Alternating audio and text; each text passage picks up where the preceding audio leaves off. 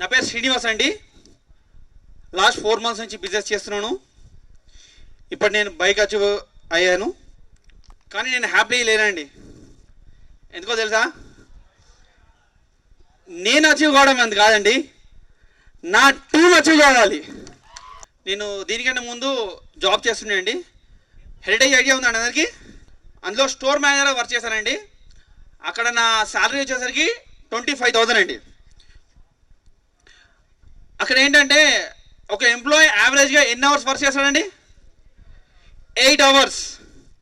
కానీ నేను daily 12 to 13 hours 14 hours కూడా వర్క్ చేశాను. అలా వర్క్ చేసినందుకు నాకేమైనా ఎక్స్ట్రా శాలరీ వచ్చిందా అండి? లేదు.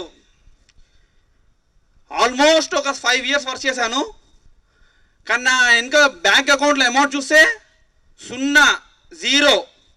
హెరిటేజ్లో నా శాలరీ ఎంతండి? 25. ఇక్కడ అంటే అక్కడ 4 months వర్క్ చేస్తే వచ్చే శాలరీ ఇక్కడ 1 monthలోనే వస్తుంది. అవునా కదా? అది ఎలా?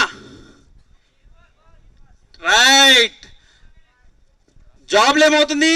నా ఉన్న 2 చేతులతోనే నేను వర్క్ చేస్తుంటాను. అవునా కదా? ఇప్పుడు నా అండర్లో 5,000 టీం ఉందండి. ఎంతండి? నాకు ఎన్ని చేతులు ఉన్నాయి? 10,000. అవునా కదా? ఈ 10,000 members వర్క్ చేస్తేనే నాకు బైక్ వచ్చిందండి. నేను ఒక్కడిని వర్క్ చేస్తే రాలేదు. రైట్. థ్యాంక్ యూ అండి.